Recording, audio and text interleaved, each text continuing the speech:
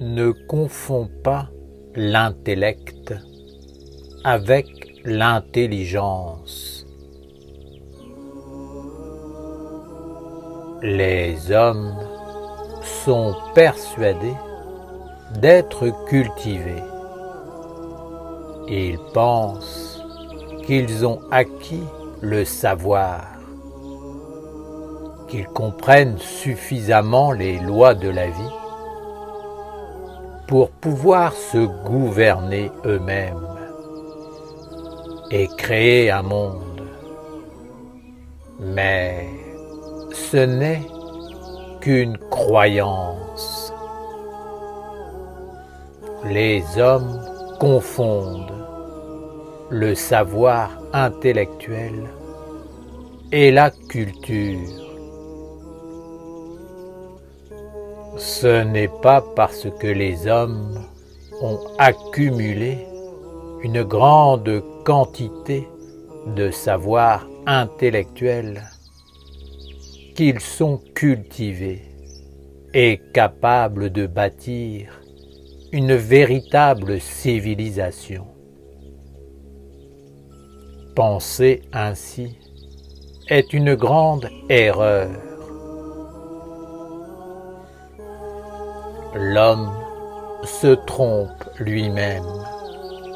Il est profondément inculte.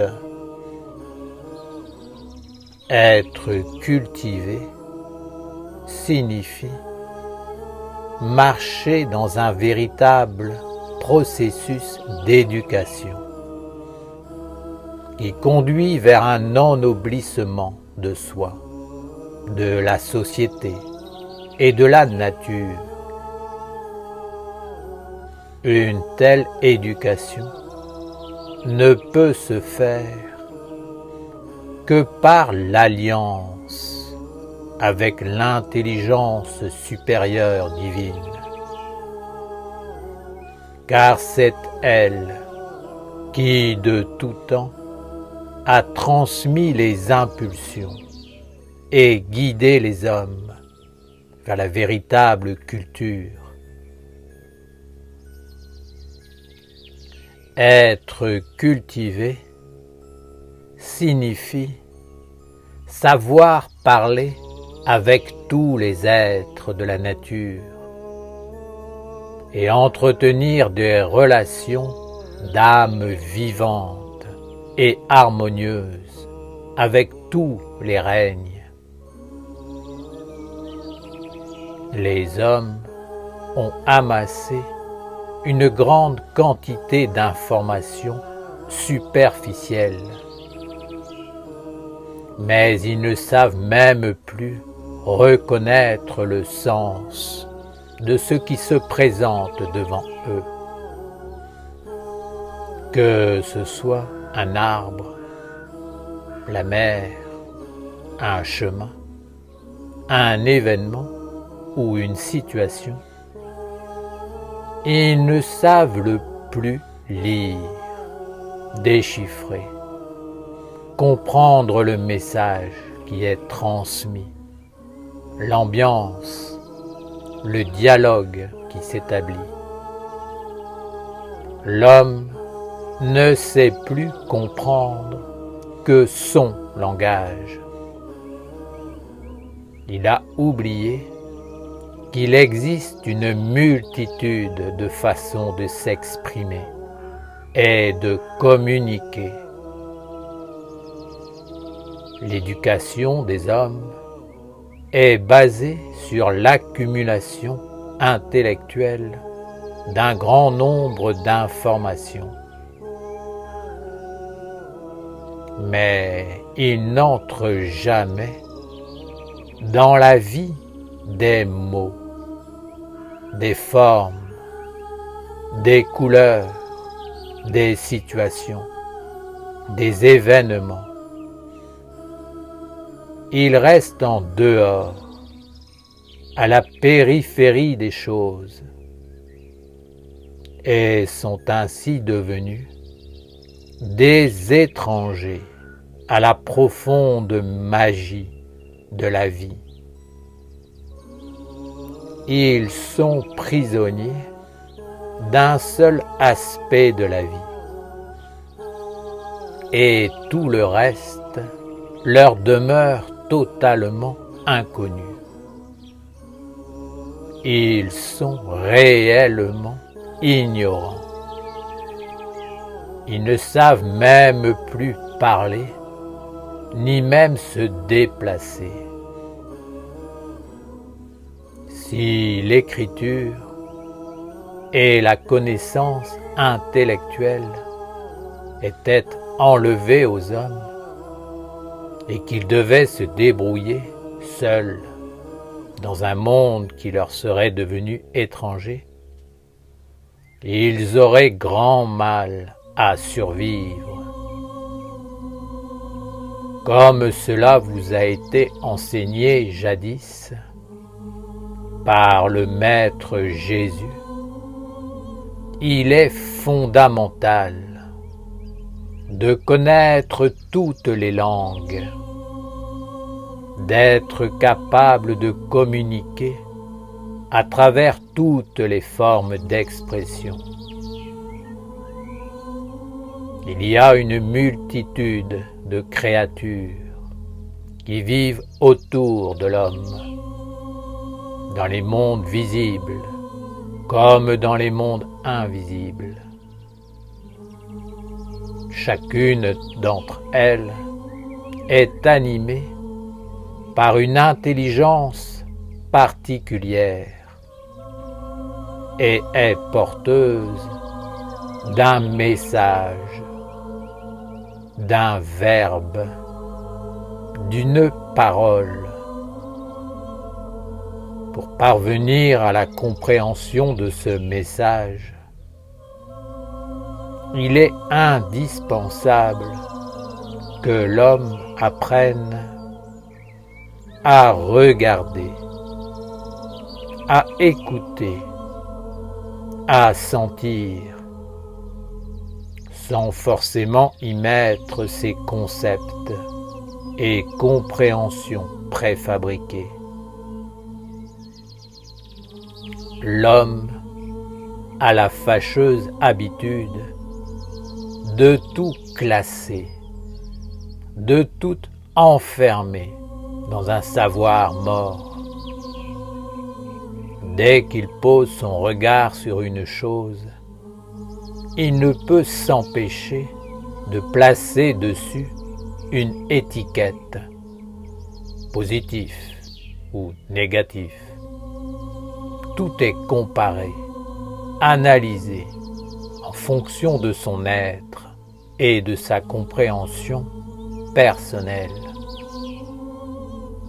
Ainsi, si l'homme voit un chat noir passer devant lui, il pensera que c'est négatif, car le chat est le médium naturel des mondes subtils, et que le noir représente ce qui est sombre.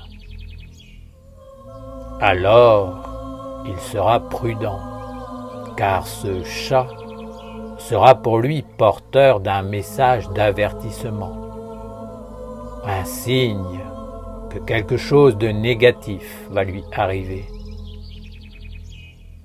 L'intellect de l'homme empêche ses organes plus subtil, plus animiste, de se manifester et de lui transmettre le vrai message. L'intellect veut comprendre, cloisonner, tout mettre dans des boîtes et tout classer, car cela le rassure. En vérité, ce que vous voyez ne signifie pas forcément ce que votre intellect vous en dit. Car même un chat noir peut être porteur d'un message qui n'a rien à voir avec les forces sombres. Mais l'homme s'est éloigné du savoir vivant. Et aujourd'hui, il est de plus en plus incapable de développer ses sens subtils et de comprendre ces mondes de la vie supérieure. Il est enfermé dans une prison dont l'intellect est le gardien. Si un événement échappe à son intellect, l'homme est complètement perdu. Et de toutes ses forces, il va désespérément chercher une raison, une explication sensée qui entre dans son moule. Car il ne faut surtout pas montrer au monde que l'on ne sait pas, que l'on ne maîtrise pas la situation. C'est pourquoi l'homme fonde sa vie sur ce qui paraît sensé, logique, intellectuellement démontré à travers des livres, des enseignements et tout un réseau d'êtres qui renforce ce point de vue par les gros moyens mis à leur disposition. Vous devez vous ouvrir à un autre point de vue afin de développer en vous une autre compréhension qui apportera une autre culture, ou plutôt une véritable culture et une véritable éducation du genre humain. Père Michael, comment entrer dans la véritable éducation et développer des sens animistes? La vie n'est pas que rationnelle. La vie est comme le souffle divin qui passe sans que l'intellect ne sache d'où il vient ni où il va. Le souffle est comme le vent. Il vient pour apporter ce qui est essentiel, ce qui doit être transmis à la vie, à l'homme, à son éducation, à son évolution. Si vous ne savez pas saisir cette impulsion sacrée, vous perdrez tout.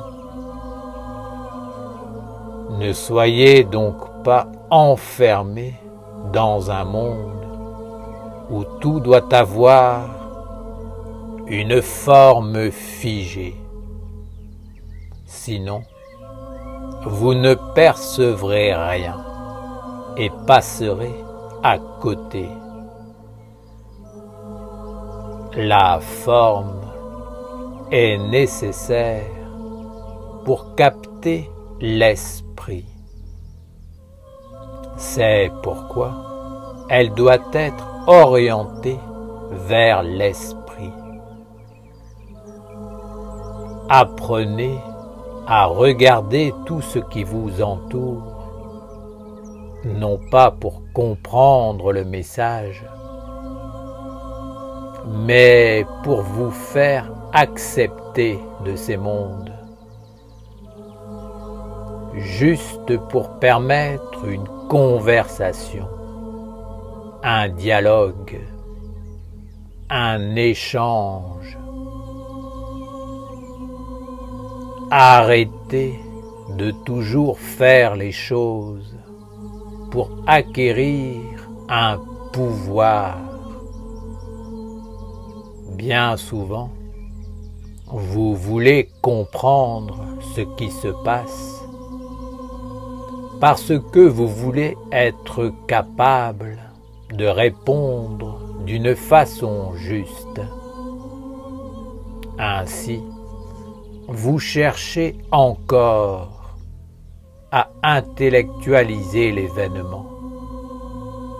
Et même si vous comprenez le langage du chat, vous vous empressez de le dire aux autres en vous congratulant vous-même d'être évolué parce que le monde spirituel vous parle.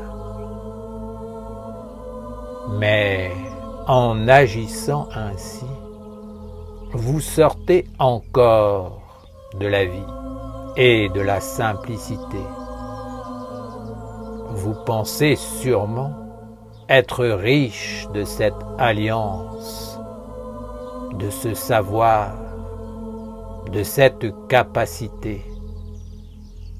Mais vous serez encore passé à côté de la vie. Entrez dans l'alliance. Vivez-la et participez à l'harmonie pour nourrir tous les êtres dans les mondes subtils. Ne vous sentez pas obligé de récupérer, de gagner quelque chose. L'essentiel est que la vie circule, qu'elle passe d'un être à un autre en s'enrichissant. Alors, ne soyez pas celui qui éteint la vie et l'empêche de voyager pour rayonner sa lumière. Ce n'est pas parce que votre intellect ne voit pas la vie qu'elle n'est pas vivante et agissante. Vous l'empêchez de circuler parce que fondamentalement, vous êtes sous la domination de la peur. Vous voulez tout contrôler, maîtriser, mais dans le mauvais sens du terme. Vous cherchez à enfermer pour avoir vos réponses. Alors, sans même vous en apercevoir, vous devenez des ennemis des mondes subtils qui fermez les portes du royaume de la lumière. Vous ne pouvez plus percevoir ce qui est subtil parce que vous cherchez à tirer profit de tout, à exister au détriment de l'autre, sans vouloir donner pour que l'autre, lui aussi, existe.